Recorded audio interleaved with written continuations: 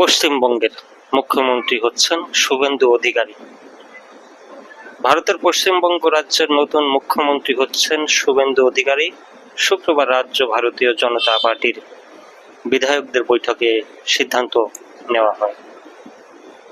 বিজেপির 207 জন জয়ী প্রার্থীর সঙ্গে বৈঠক শেষে অমিত শাহ শুভেন্দু অধিকারীকেই পশ্চিমবঙ্গ বিধানসভার পরিষদীয় দলনেতা হিসেবে ঘোষণা করেন।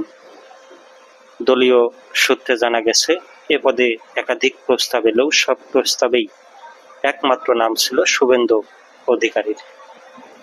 বৈঠক শেষে সাংবাদিকদের অমিত শাহ বলেন, পরিষদীয় দলনেতা নির্বাচনের প্রক্রিয়া সম্পূর্ণ হয়েছে। দ্বিতীয় কোনো নাম না আসায় সর্বসম্মতিক্রমে শুভেন্দু অধিকারীকেই মুখ্যমন্ত্রী হিসেবে মনোনীত করা হয়েছে। এবারের বিধানসভা নির্বাচনে কলকাতার ভবানীপুর আসনে বিদায়ী মুখ্যমন্ত্রী মমতা বন্দ্যোপাধ্যায়কে 15 বছরের বেশি ভোটে পরাজিত করেন শুভেন্দু অধিকারী। পাশাপাশি নন্দীগ্রাম আসনেও জয় পান তিনি।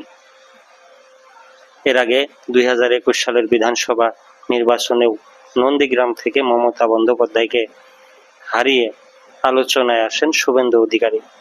এবার মমতার রাজনৈতিক ঘাঁটিতেও জয় পেয়ে রাজ্যের নেতৃত্বে উঠে এলেন তিনি।